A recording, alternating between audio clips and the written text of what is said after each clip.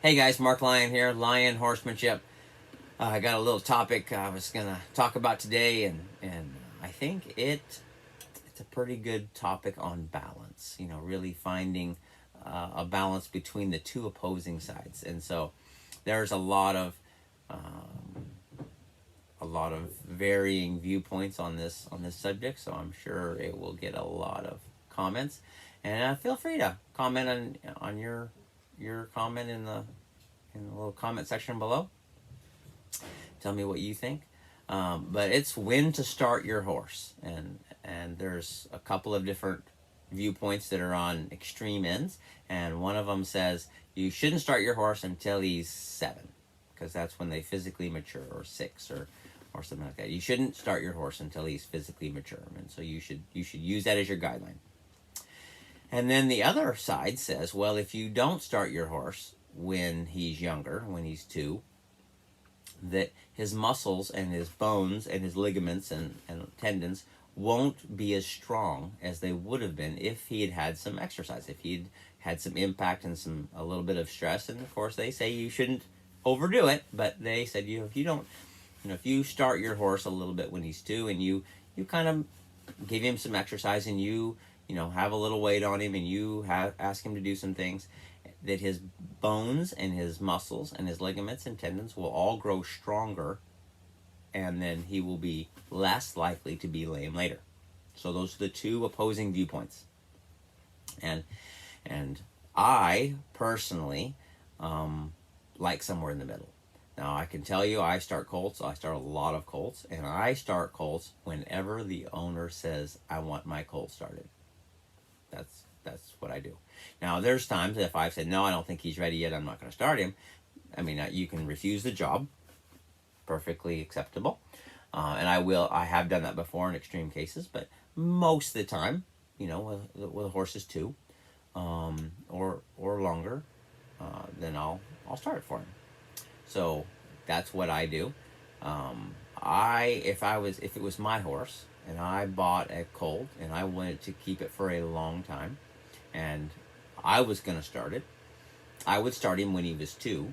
I would put 5-10 rides on him, and I'd kick him back out for a while, and then I might bring him back in a little while later and do some more, and then turn him back out, and kind of do that, and let him, maybe the second time you bring him in, it's 30 days. You give him 30 days, or you give him 60 days, or after maybe you turn him out for 6 months, you bring him in for 30 days, you turn him out for 6 months, you bring him in for 60 days, you turn him out for 3 or 4 months, you bring him in, and you might go do a little work with him, turn him back out, and gradually build up. Okay, so that's a pretty good way. The other way to do it, and I wouldn't be opposed to this at all either, is, and it probably, actually I think it's probably a little bit better, is if I don't know, a lot of ranchers will do that. I start colts for a lot of ranchers, and a lot of times they'll bring their 2-year-olds in, and they'll get them started, and then they'll kick them back out, and then they'll bring them in 6 months later, and they'll put 30 days on them, and then they'll kick them back out. So that's a pretty common thing to do. The other thing I think is actually probably a little bit better, but takes more time, is if you ride them like once or twice a week.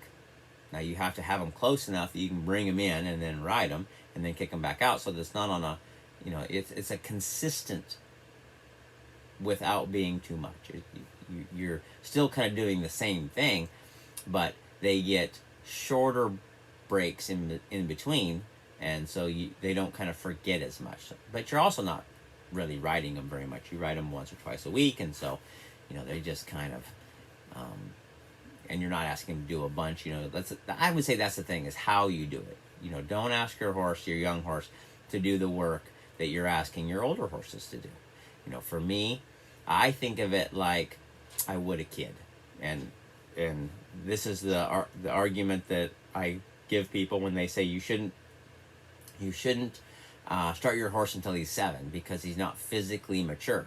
And I say humans don't physically mature until we're 18, 19, 20, but we still allow them to do some work. And so the same kind of thing, I would use the same analogy. I'd say, when I was, my first job, I was carrying some papers. I had a paper route, and I had 40 papers, something like that, to deliver.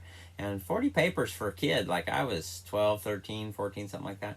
That's some weight, right? But I only had to carry that amount of papers. Every time you got to a house, you got to get one away. So, after 10 houses, you only, let's say you had 40 papers, 10 houses you had 30, and then another 10 houses you had 20, and less, so you didn't have to walk very far with 40 papers. After 2 blocks, 3 blocks, you had quite a few down. So that's what I would say with the horses. It's just getting them where they go. You just do enough that they kind of are coming along with you. They start realizing that it's a little bit easier to do it your way. There's not also as much danger of you getting like pile drove in the dirt. A 7-year-old horse can buck way harder than a 2-year-old. I can tell you that. I've been on both ends. Like, I've had some people bring me 7, 8, 9-year-old studs, and they're way tougher. Like you have a 7-year-old colt that has never had to do anything in his entire life, and you tell him, today we are changing all the rules, and now you're going to have to do some of the stuff that I want to do. Yeah, they do not come around to that really quickly. And you get a yearling or a 2-year-old, and you go, hey, you've got to give to pressure. They come along with that pretty well. I mean, they're still very moldable. They're very flexible in their mental process. So you can really start forming them way earlier, and they're way more willing to do what you want them to do, and to kind of say, I think this works out good for me. So they'll come kind of around to your way of thinking pretty quickly. So that's also something to think about. So just some few things to think about. I like giving both sides of the story, and then I come up with where I'm at, and I don't try to beat people up no matter what side they're on. I tell people you can start your colt whenever you think you want to. That can be later, that can be earlier, it can be somewhere in the middle. I'll give you my recommendation for what I would do if it was mine. But at the end of the day, that is up to you and your horse. And like I say, hope this helps you, gives you some more information, gives you some things to think about.